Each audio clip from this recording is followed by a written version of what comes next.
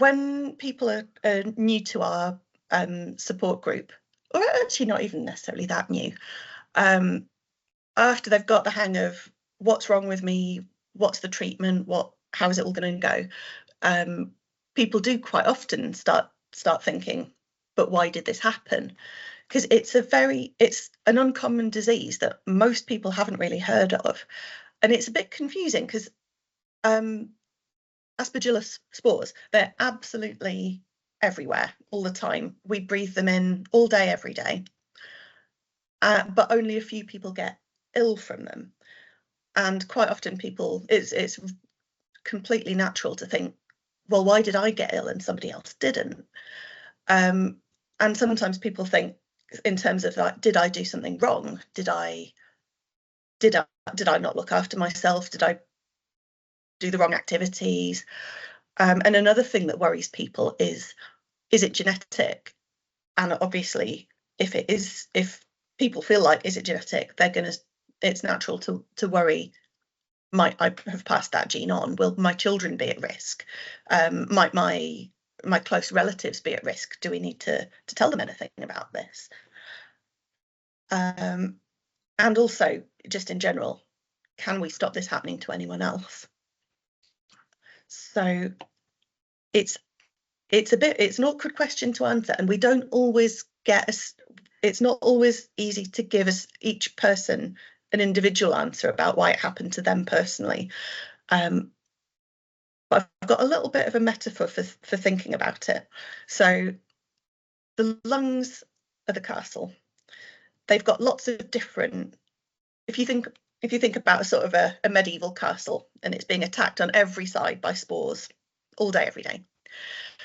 A castle, it's got lots of different defenses going on. It's got big thick walls. It's got archers in all the turrets.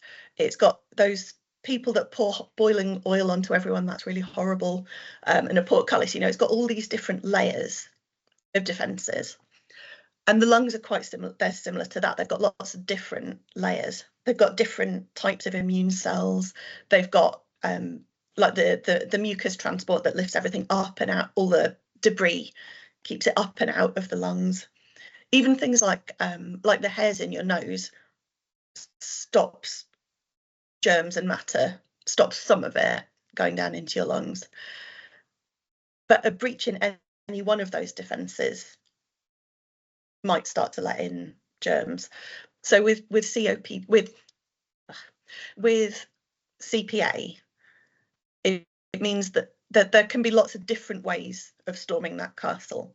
So with something like tuberculosis, or if someone's had lung cancer and they've had surgery, if there's a little cavity left behind, then that's a very difficult little place for the immune system to defend, and it can let the Aspergillus start growing, and it's just because it's like a physical, like structural piece of damage to the lungs. And then other defenses are things like the different components of the immune system, so like the epithelium that we just heard about, and also macrophages and other immune processes. So there's lots of different ways into a castle, and some of them can sometimes be a little bit subtle. So it doesn't mean that the walls been pulled down. It could be with some of the more subtle immune problems. It's almost more like when somebody leaves the back door open and the enemies can sneak in.